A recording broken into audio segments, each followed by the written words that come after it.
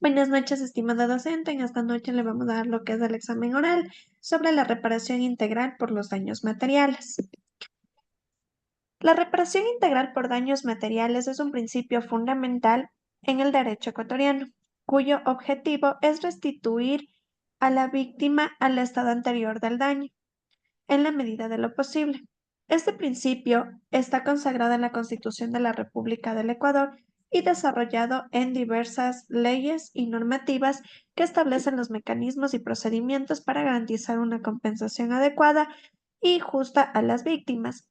La Constitución de la República del Ecuador, promulgada en el 2008, establece en su artículo 11, numeral 9, junto con el artículo 78, en donde se defiende el derecho de toda persona a una reparación integral en caso de violación de sus derechos.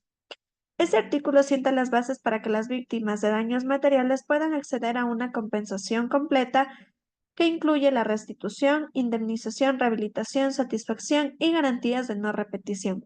El Código Civil del Ecuador también aborda la reparación de daños en sus artículos 2225, donde se especifican las condiciones bajo las cuales una persona puede ser responsable de reparar los daños causados a otra. En este sentido, el artículo 2225 establece que el ha cometido un delito o cuasi delito que ha causado daño a otro, está obligado a repararlo. Los tipos de daños y formas de reparación están como lo que es el daño emergente, que comprende los gastos y pérdidas económicas directas causadas por el daño, y el lucro cesante, que se refiere a la ganancia económica que la víctima dejó de percibir como consecuencia del daño. A continuación, mi compañera. Ya, yo les voy a hablar un poco sobre los elementos clave de reparación integral por daños materiales. Tenemos como daño efectivo.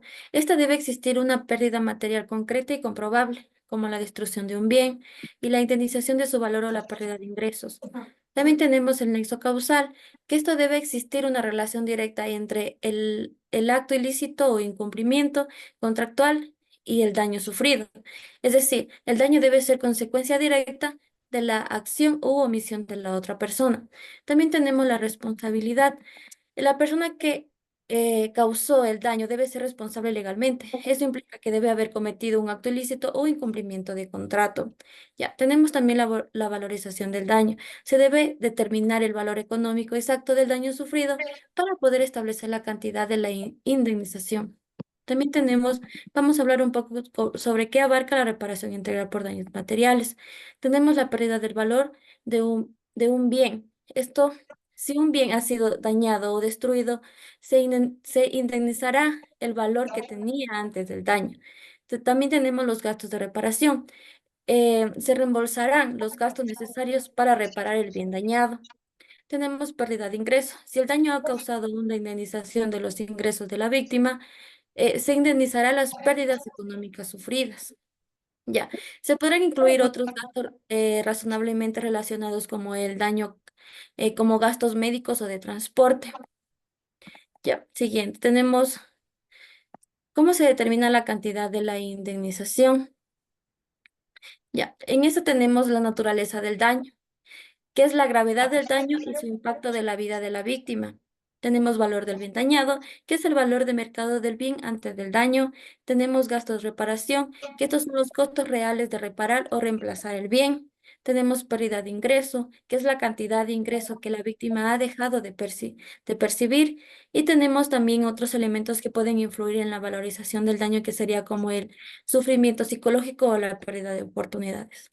A continuación, mi compañero. Muy bueno.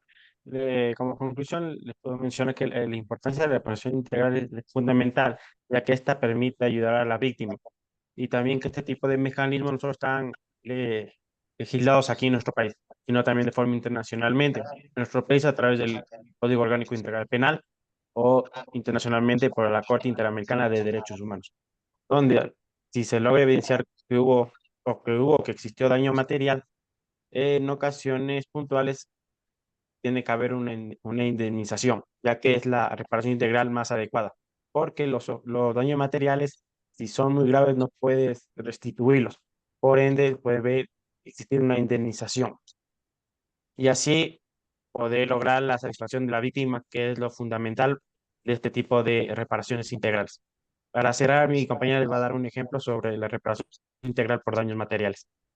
Ya, tendremos un ejemplo práctico que es, si un accidente de tráfico causa daños en su vehículo, usted podría reclamar la reparación integral por daños materiales al responsable del accidente. La indemnización cubriría los gastos de reparación del vehículo, la pérdida de valor del vehículo si no puede ser reparado completamente y cualquier otro gastos adicionales causado por el accidente. Eso sería todo. Muchas gracias.